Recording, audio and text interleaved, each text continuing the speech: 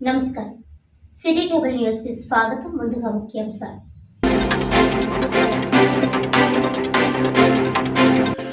ద్వారంపూడి చంద్రశేఖర్ రెడ్డి అవినీతిపై తాము బహిరంగ చర్చకు సిద్ధం. ద్వారంపూడి సిద్ధమా అంటూ సవాల్ విసిరిన టీడీపీ సిటీ అధ్యక్షుడు వీరు, కార్యదర్శి తుమ్మల రమేష్.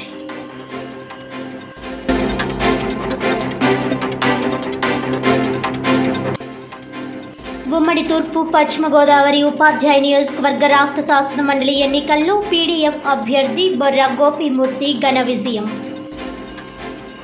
14,680 వ్యాలిడ్ ఓట్లలో 9,165 ఓట్లు సాధించి తొలి రౌండ్లోనే గెలుపు నమోదు.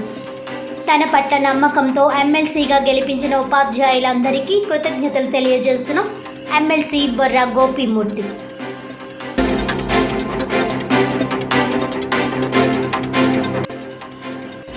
కాకినాడ సెజ్ వ్యవహారంపై చంద్రబాబుపై టీడీపీ ప్రభుత్వంపై విమర్శలు తగదు.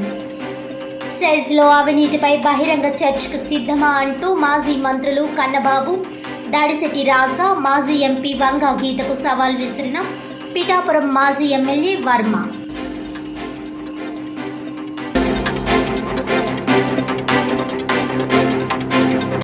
డీటెయిల్స్ చూస్తే, ప్రజాస్వామ్య పరిరక్షణ ఐక్యవేదిక కాకినాడ జిల్లా నూతన అధ్యక్షునిగా బహుముఖ ప్రజ్ఞాశాలి, ప్రముఖ విద్యావేత్త బొమ్మి రఘురాం ఏకగ్రీవంగా ఎన్నికయ్యారు. కాకినాడ నాగమల్లి తోటలో సూపర్ బజార్ కళ్యాణ మండపంలో రాష్ట్ర అధ్యక్షులు మంచాల రామకృష్ణారెడ్డి, రాష్ట్ర ప్రధాన కార్యదర్శి కౌతారపు ప్రసాద్ పర్యవేక్షణలో జిల్లా అధ్యక్షులు సతీష్ అధ్యక్షతన జరిగిన జిల్లా కమిటీ సమావేశంలో సభ్యుల ఏకగ్రీవ తీర్మానంతో ఈ నియామకం జరిగింది. జిల్లా ఉపాధ్యక్షులుగా పిల్లారిశెట్టి రాజేశ్వరి, జనరల్ సెక్రటరీగా సుందరపల్లి వివిఎస్ గోపాలకృష్ణ, ట్రెజరర్గా చొప్పెర్ల సునీల్, సెక్రటరీగా గున్నాభక్తుల అనూష, మేడ విజయలక్ష్మి, డేగల రమేష్, లీగల్ సెల్ ప్రతినిధులుగా దండప్రోలు నాగబాబు, కొప్పుల రజనీ గౌరి, మహిళా కన్వీనర్గా కరగని వరలక్ష్మి ఎన్నికయ్యారు. ఈ సందర్భంగా వక్తలు మాట్లాడుతూ నూతన కమిటీ ఐక్యవేదిక ఆశయాలకు అనుగుణంగా పనిచేసి ప్రజలను అవగాహన పరులను చేయాలని కోరారు. నూతన అధ్యక్షులు వొమ్మి రఘురాం మాట్లాడుతూ జిల్లాలో అన్ని మండలాలకు కమిటీలు ఏర్పాటు చేయాలని, దానికి ప్రతి ఒక్క కార్యకర్త బాధ్యత తీసుకోవాలని కోరారు. ప్రతి నెల క్రమం తప్పకుండా అవగాహన కార్యక్రమాలు నిర్వహించాలని కోరారు. రాష్ట్ర బాధ్యులు తనపై ఉంచిన నమ్మకాన్ని జిల్లా మరియు మండల కమిటీల సహకారంతో నిలబెట్టుకుంటామని హామీ ఇచ్చారు. తమను ఎంపిక చేసుకున్న ప్రతి ఒక్కరికి పేరు పేరున కృతజ్ఞతలు తెలియజేశారు. ఈ కార్యక్రమంలో ఐక్యవేదిక రాష్ట్ర కోర్ కమిటీ సభ్యులు మరియు సూపర్ బజార్ అధ్యక్షులు ప్రసంగి ఆదినారాయణ, రాష్ట్ర ఉపాధ్యక్షులు పప్పు దుర్గా రమేష్, రాష్ట్ర సాంస్కృతిక విభాగ కార్యదర్శి సన్యాసిరావు, సామాజికవేత్త దూసర్లపూడి రమణరాజు, కాకినాడ టౌన్ అధ్యక్షులు నాగరాజు, ఐక్యవేదిక సభ్యులు తదితరులు పాల్గొన్నారు.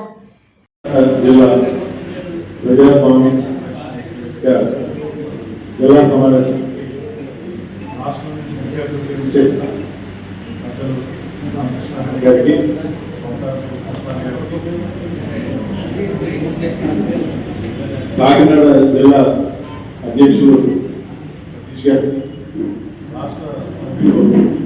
పప్పు దుర్గా రమేష్ గారికి, ప్రసంగి ఆదినారాయణ గారు, కోర్ కమిటీ సభ్యులు, సూపర్ మార్కెట్ చైర్మన్ ఆదినారాయణ గారికి తెలియజేస్తూ ఈరోజు ఎంపిక జరిగింది. ఎంపికైనటువంటి ప్రతి ఒక్కరికి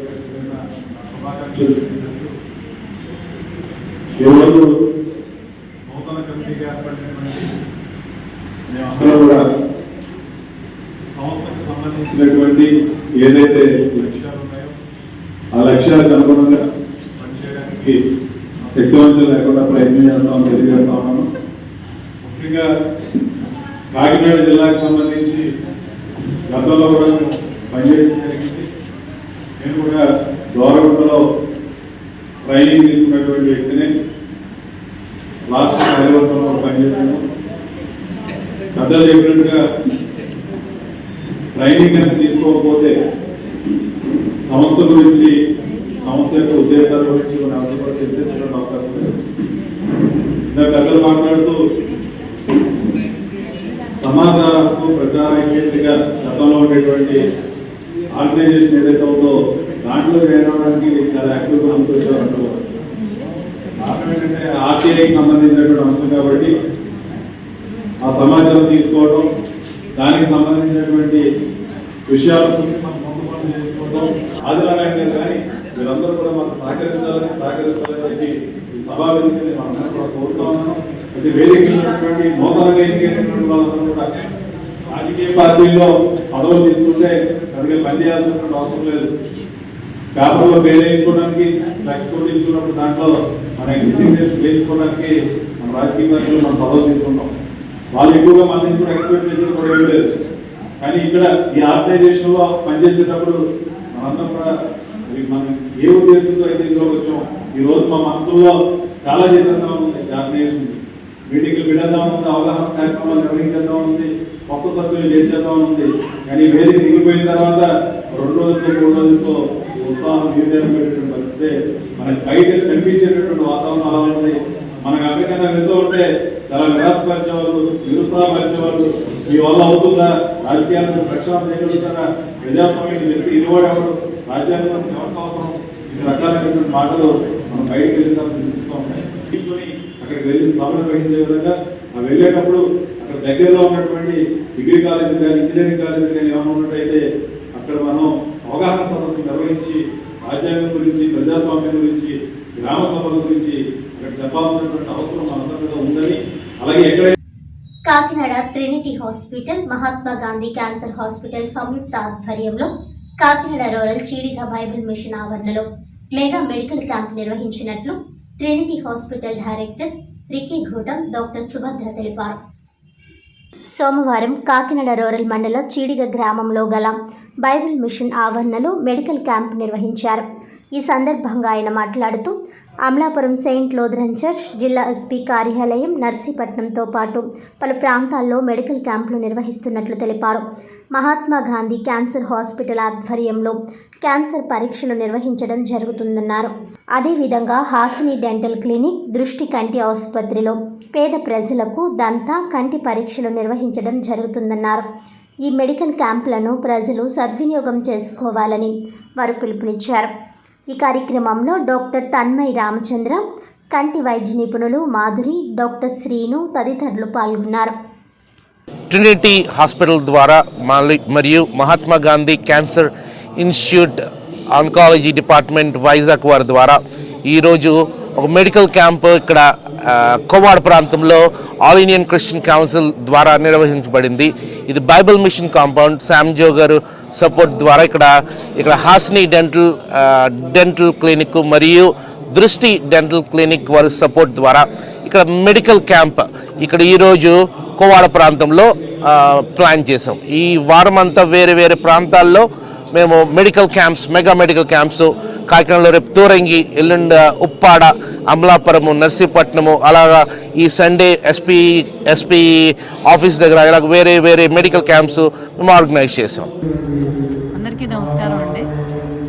ఈరోజు ఈ ట్రినిటీ సంస్థ ద్వారా Mahatma Gandhi cancer hospital and research ఇన్స్టిట్యూట్కి ఈ ప్రజలకి సేవ చేసే ఈ అవకాశం కల్పించినందుకు వారికి మా కృతజ్ఞతలు తెలుపుకుంటున్నాము. మా హాస్పిటల్ తరఫు నుంచి మేము ఇక్కడ లేడీస్కి ఎస్పెషల్లీ క్యాన్సర్ ఏ విధంగా వస్తుంది, దానికి తీసుకోవాల్సిన జాగ్రత్తలు ఏంటి, నివారణ చర్యలేంటి, తర్వాత వ్యాక్సినేషన్స్ ఏ విధంగా తీసుకోవాలి, దాని గురించి కూడా అవేర్నెస్ క్రియేట్ చేస్తూ ప్రస్తుతం వాళ్ళకి సర్వైకల్ క్యాన్సర్కి సంబంధించిన ప్యాప్ స్మియర్ టెస్టులు, కాల్పోస్కోపీ, ఆ తర్వాత బ్రెస్ట్ ఎగ్జామినేషన్కి ఐ బ్రష్ ద్వారా మ్యామోగ్రాము, తర్వాత ఎగ్జామినేషన్, సెల్ఫ్ బ్రెస్ట్ ఎగ్జామినేషన్ ఎలా చేసుకోవాలి, ఇవన్నీ కూడా ప్రతి లేడీకి కూడా పర్సనల్గా ఒక్కొక్కరికి ఎక్స్ప్లెయిన్ చేసి ఏ విధంగా అర్లీగా క్యాన్సర్ని డిటెక్ట్ చేయొచ్చు అనే దాని మీద వాళ్ళకి అవగాహన కల్పిస్తాము.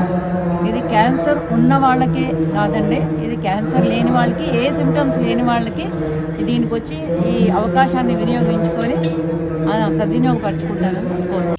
కాకినాడ జీజీహెచ్లో సుమారు 3 లక్షల రూపాయలతో ఆపరేషన్ థియేటర్కు అవసరమైన పరికరాలు సమకూర్చడానికి కృషి చేసిన ఆర్థోపెడిక్ విభాగాధిపతి డాక్టర్ ఎంపీఆర్ విఠల్ని GGH superintendent doctor S Lavanya Kumari అభినందించారు.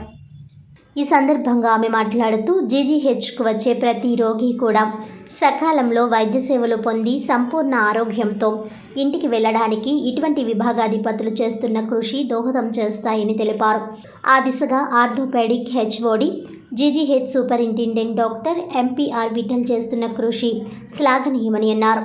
ఈ సందర్భంగా డాక్టర్ విఠల్ మాట్లాడుతూ ఇటీవల కాలంలో నిర్వహిస్తున్న శస్త్రచికిత్సల్లో ఎక్కువ సంఖ్య చికిత్సలు శరీర భాగంలో స్టెయిన్లెస్ స్టీల్ రాడ్లు అమర్చడం జరుగుతుందని, అందుకు అనుగుణంగా అధునాతన పరికరాల కోసం దాతలను సంప్రదించి సుమారు 2 లక్షల రూపాయల పరికరాలు ఆర్థోపెడిక్ ఆపరేషన్ థియేటర్కు సమకూర్చడంతో పాటు పీజీ వైద్యులకు ఉపయోగపడే పుస్తకాలను దాతలు అందజేయడం జరిగిందని తెలిపారు.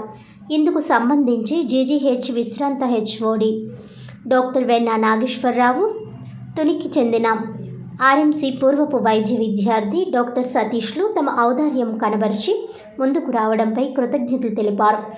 అలాగే ఆసుపత్రి అభివృద్ధికి అన్ని విధాలా సహకరిస్తూ ప్రోత్సాహం అందిస్తున్న సూపరింటెండెంట్ డాక్టర్ ఎస్ లావణ్య కుమారికి కూడా ఈ సందర్భంగా డాక్టర్ విఠల్ కృతజ్ఞతలు తెలియజేస్తూ, ఇలాగే దాతలు జీజీహెచ్ అభివృద్ధికి సహాయ సహకారాలు అందజేసి వేగవంతమైన మెరుగైన వైద్య సేవలు అందించేందుకు ముందుకు రావాలని విజ్ఞప్తి చేశారు.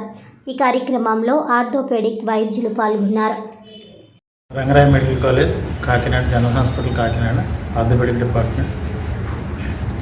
ఈరోజు మన ఆర్థోపెడిక్ డిపార్ట్మెంట్కి పూర్వ విద్యార్థి అయినటువంటి doctor Suresh ఫ్రమ్తుని donated 1 lakh worth of instruments, orthopaedic instruments. And doctor why Nageswararao, farmer professor and head of the department of orthopaedics, ఆయన కూడా 1 lakh ఇన్స్ట్రుమెంట్స్ ఆర్థోపెడిక్ రెగ్యులర్ థియేటర్లో వాడినటువంటి ఇన్స్ట్రుమెంట్స్ని డొనేట్ చేయడం జరిగింది. ఈ ఇన్స్ట్రుమెంట్స్ వాడడం వల్ల స్పైనల్ ఇన్స్ట్రుమెంట్స్ మంచి కంపెనీవి తీసుకొని ఆయనే సొంతంగా కాన్ఫరెన్స్కి వెళ్ళి పర్చేజ్ చేసి ఇవ్వడం జరిగింది. ఇద్దరికి కూడా ఈ డిపార్ట్మెంట్ తరఫున కృతజ్ఞతలు తెలియజేస్తున్నాము.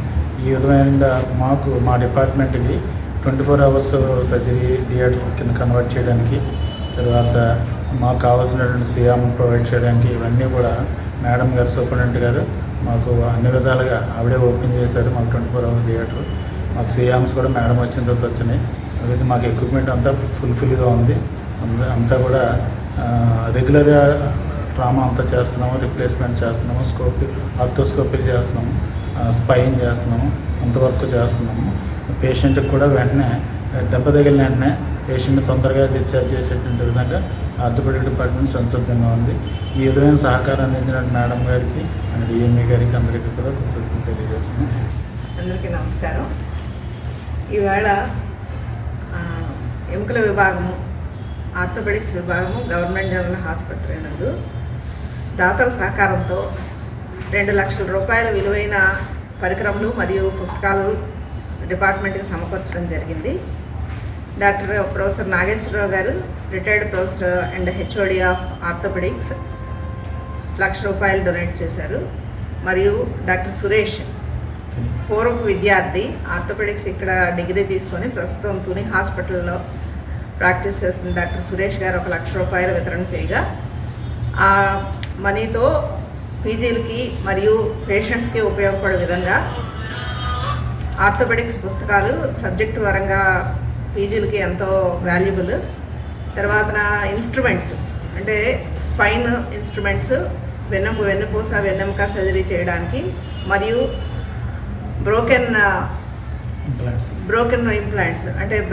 Implants retrieving instruments. అంటే మనకి ఏంటి అంటే ఎప్పుడైనా కూడా ఎముక దానిలో ప్లేట్లు స్క్రూలు వేసినప్పుడు ఓవర్ ఎ పీరియడ్ విరిగిపోవడం ఒక్కొక్కసారి జరుగుతుంటుంది. అవి తీయడానికి సరైన పరికరాలు ఉంటే కనుక డాక్టర్లు విత్ ఇన్ షార్ట్ టైం మనకి ఆపరేషన్ చేసి ముగించడానికి సరైన లభ్యత జరుగుతుంది.